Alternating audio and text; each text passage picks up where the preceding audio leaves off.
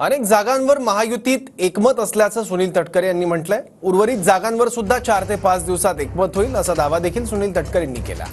महायुतीतील जागा वाटपावर तटकरेंनी TV9 मराठीला प्रतिक्रिया दिली आहे। तर केंद्रीय नेतृत्वासोबत चर्चा करून मुख्यमंत्री कोण ते ठरवू असंही तटकरे म्हणाले आहेत। राष्ट्रवादी काँग्रेस पक्षाला सुद्धा सन्मानपूर्वक जागा त्या ठिकाणी मिळतील। मधल्या कालावधीमध्ये चर्चेच्या 2-3 फेऱ्या त्या ठिकाणी झालेल्या आहेत आणि योग्य दिशेने जागा वाटप त्या ठिकाणी सुरू आहे।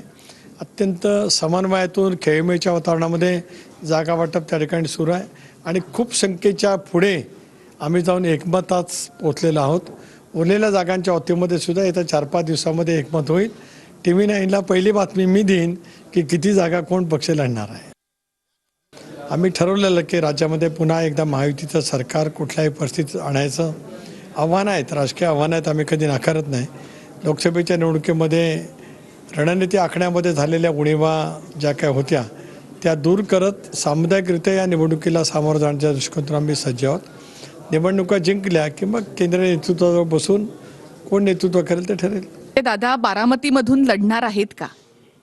दादा आणि बारामती कधी वेगळे होऊ शकत नाहीत। बारामतीकरांच्या हृदयात दादा आहेत, दादांच्या हृदयात बारामती आहे।